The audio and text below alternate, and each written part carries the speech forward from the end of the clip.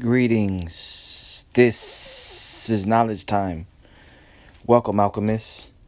Today I'll be reading from the book The Laws of Human Nature by Robert Greene. Currently, I am in chapter 14, Resist the Downward Pull of the Group, The Law of Conformity, Part 6, The Reality Group. When a group of people fails in some enterprise, we often see the following dynamic play itself out. The first reaction is to look at the actors involved and affix blame. Perhaps it was the overambitious leader who led the group into failure, or the incompetent lieutenant, or the very shrewd adversary. Perhaps some bad luck was involved as well.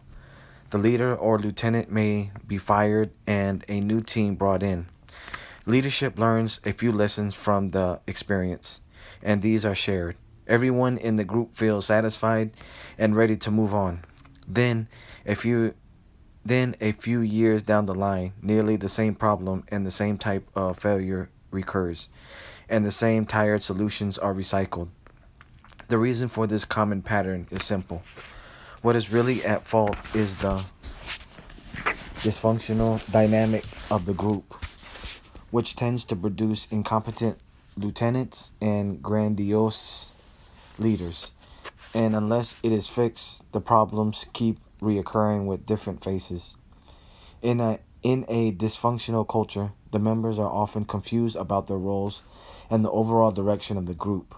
Amid such confusion, people start to think more of their own interests and agendas, and they form factions, worried more about their status than the health of the group.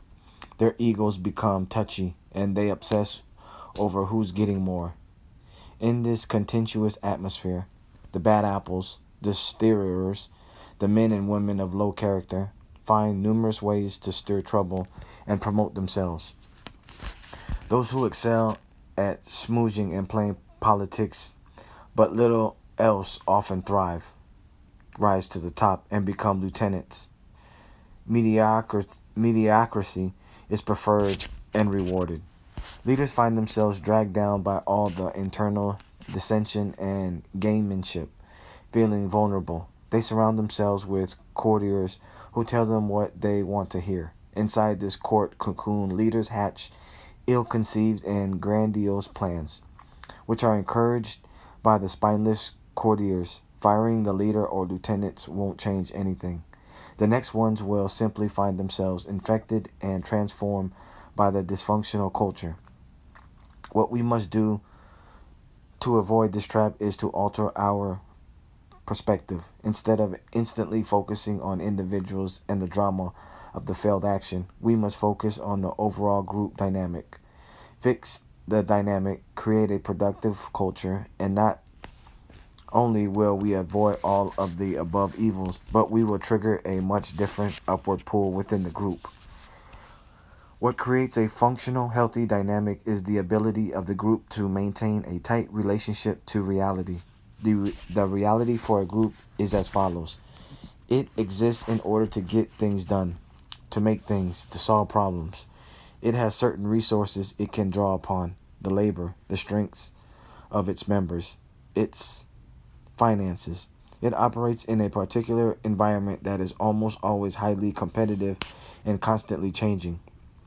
The healthy group puts primary emphasis on the work itself, on getting the most out of its resources and adapting to all of the inevitable changes, not wasting time on endless political games. Such a group can accomplish 10 times more than the dysfunctional variety. It brings out the best in human nature, people's empathy, their ability to work with others on a high level. It remains the ideal for all of us. We shall call this idea the reality group. Certainly, a true reality group is a rare occurrence in history. To some degree, we saw it in action with the famed battalions of Napoleon Bonaparte, or the early years of IBM under Thomas Watson, or the initial cabinet Franklin Roosevelt formed, or the film team assembled by the great director John Ford that worked with him for decades, or the Chicago Bulls under basketball coach Phil Jackson. From these examples and others, we can learn some valuable lessons about the components of the reality group and how leaders can shape one. The following are 5 key strategies for achieving this, all of which should be put into practice. Keep in mind that if you inherit a culture that is firmly set and dysfunctional, your job is harder and it will take more time. You need to be resolute in the changes you want to effect and have patience, being careful that the culture does not slowly assimilate you. Think of it as war, and the enemy is not individuals, but the dysfunctional group dynamic. Instill a collective sense of purpose. That social force that compels people to want to belong and to fit in, you want to capture and channel for a higher purpose. You accomplish this by establishing an idea. Your group has a definite purpose, a positive mission that unites its members. This could be creating a product that is superior and unique, that makes life easier or brings pleasure, or improving conditions for those in need, or solving some seemingly intractable problem. This is the ultimate reality of the group, why it was formed in the first place. This purpose is not vague or implied, but nearly stated and publicized. No matter the type of work, you want to emphasize excellence and creating something of the highest possible quality. Making money or being successful should be a natural result of this idea and not the goal itself.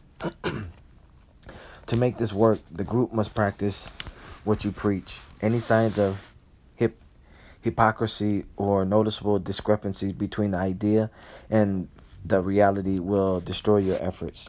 You want to establish a track record of results that reflect the group's ideas. Groups will tend to lose connections to their original purpose, particularly with any success. You want to keep reminding the group of its mission, adapting it if necessary, but never drifting from this core. We often like to reduce the behavior of people to base motives, greed, selfishness, the desire for attention. Certainly, we all have a base side, but we also possess a nobler, higher side that often is frustrated and cannot find expression in the ruthless world today. Making people feel an integral part of a group, creating something important, satisfies a deep yet rarely met human need.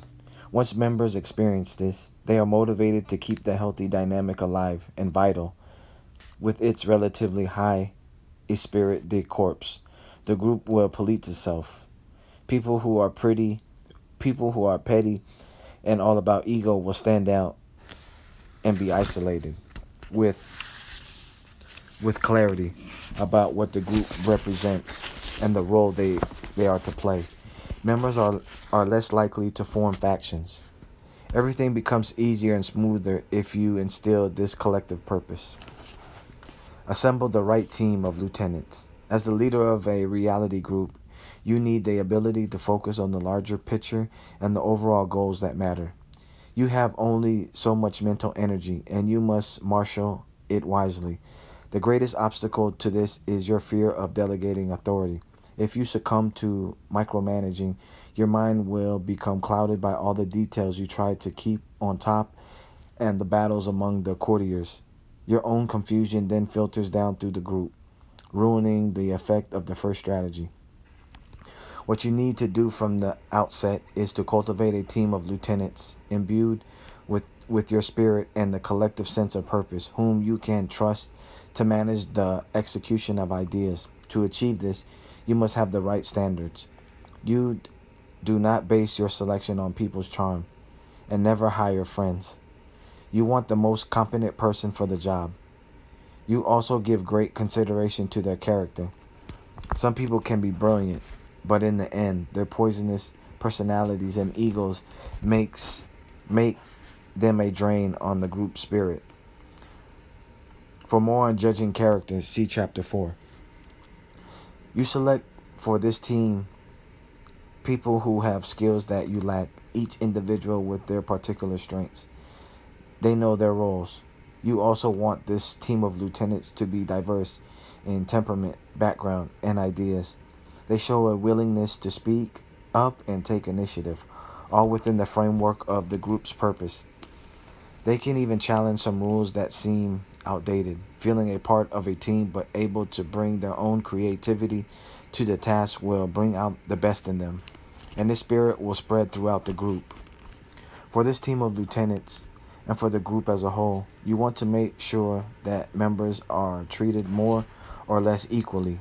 No one has special privileges, rewards, and punishments are doled out fairly and evenly.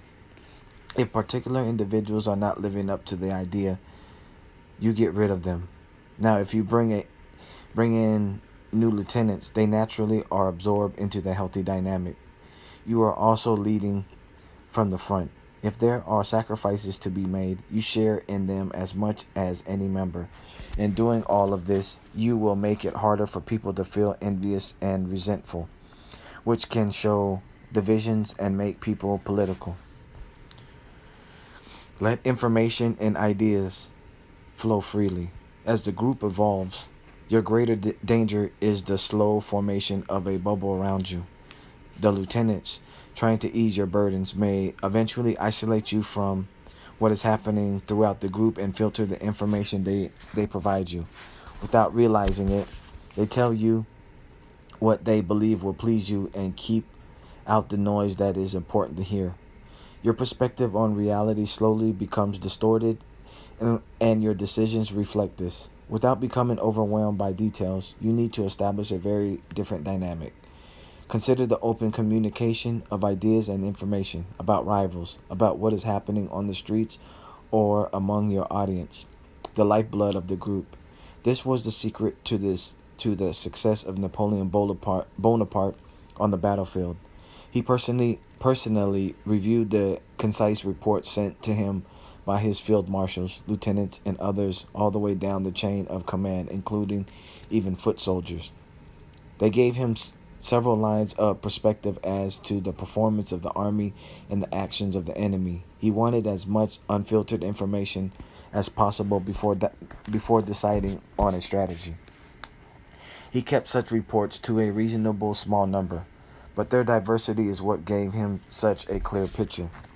To achieve this, you want to encourage frank discussion up and down the line, with members trusting that they can do so. You listen to your foot soldiers. You want your meetings to be lively, with people not overly concerned about bruising egos and causing offense. You want a diversity of opinions. To allow for such openness, you must be careful in these discussions to not signal your own preference for a particular option or decision, as this will subtly tip the team into following your lead. Even bring in experts and outsiders to broaden the group's perspective. The more expansive the deliberation process, the greater the connection to reality, and the better your decisions. Of course, you can take too much time in this process, but most people sin in the opposite direction, making hurried decisions on highly filtered information. You also want to establish as much transparency as possible when decisions are made. You share with the team how they came about and for what purpose. Extend this open communication to the ability for the group to criticize itself and its performance, particularly after any mistakes or failures. Try to turn this into a positive and lively experience, with the focus not on scapegoats but on the overall functioning of the group, which was not up to par. You want the group to keep learning and improving. Learning from mistakes will make the team that much more confident moving forward. Infect the group with productive emotions. In the group setting, people are naturally more emotional and permittable to the moods of others. You must work with human nature and turn this into a positive by infecting the group with the proper set of emotions. People are more susceptible to the moods and attitudes of the leader than of anyone else. Productive emotions would include calmness. Phil Jackson, the most successful basketball coach in history, noticed that a lot of other coaches would try to rev up the team before a game, get them excited and even angry. He found it much more productive to instill a sense of calmness that help the players execute the game plan and not overreact to the ups and downs in the game. Interesting. Hmm. That's pretty much how I look at the stock market. As part of this strategy, always keep the group focused on completing concrete tasks, which will naturally ground and calm them. Infect the group with a sense of resolution that emanates from you. You are not upset by setbacks. You keep advancing and working on problems. You are persistent. The group senses this, and individuals feel embarrassed for becoming hysterical over the slightest shift in fortune. You can try to infect the group with confidence, but be careful that this does not slip into grandiosity.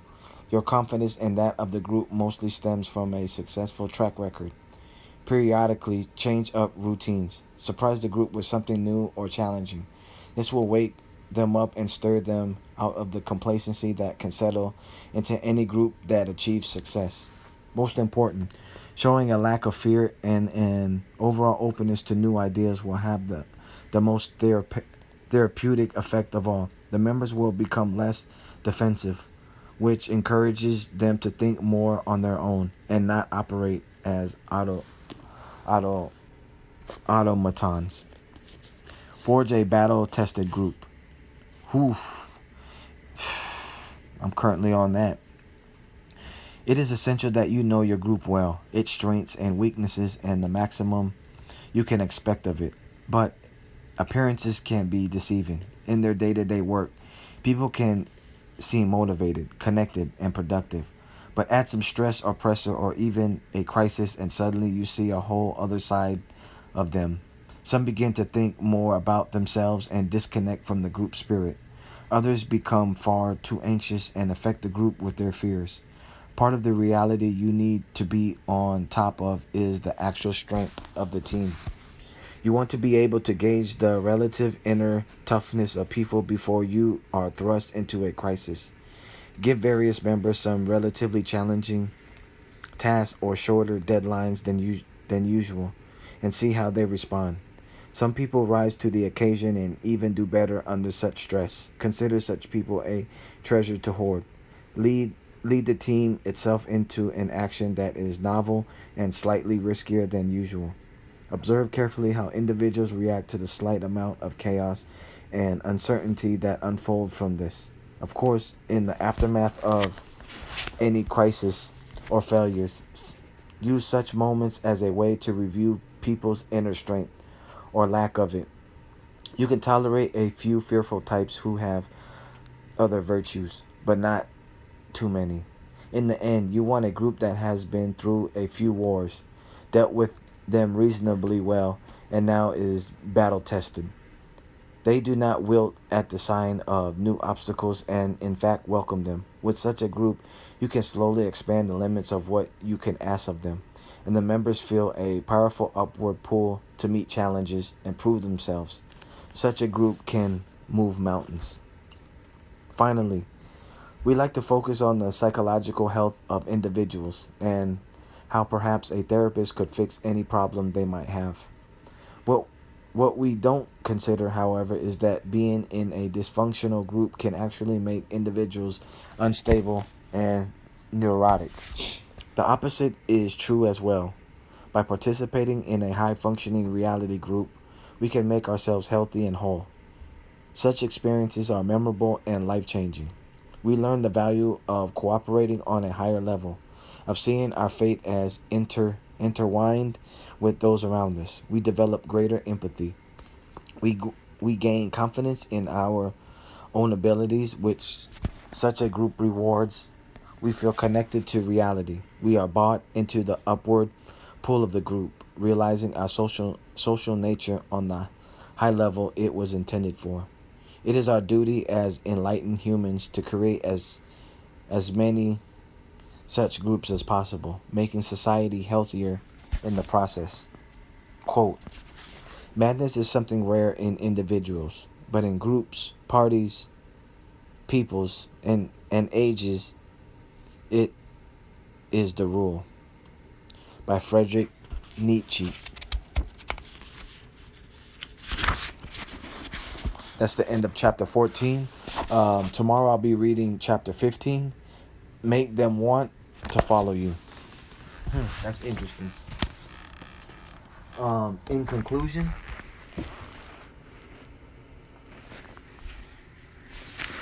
pretty much what I got from the from part 6, the reality group, it's pretty much, if you're in a leadership position, you got to pretty much know the dynamics, the emotions, how to motivate the group, how to look for signs of bad apples, motivations lacking, picking the right people. And it's pretty much all about the energy, how keeping people's minds active, keeping hope instilled in them, um and just keep it pushing them forward, and that, I mean, yeah, that was pretty much a eye opener for me. When I was in the military, I pretty much, I'm gonna be honest, I was a bad apple, I guess, because of just not being part of a family and always searching for attention.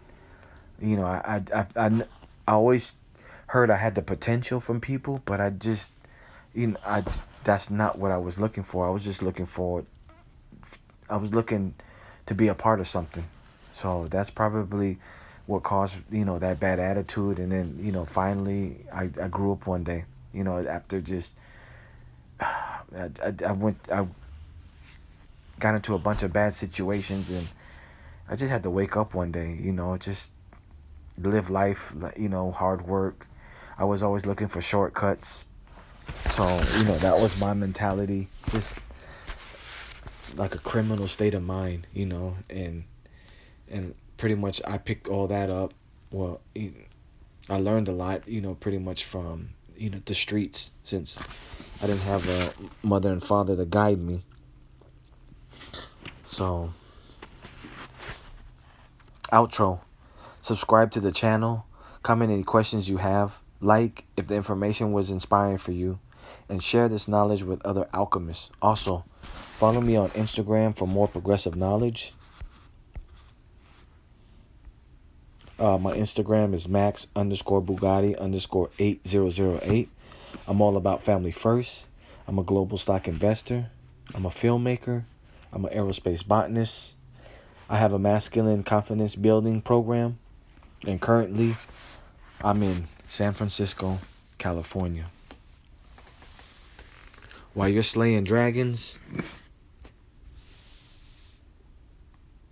I'll be taming them.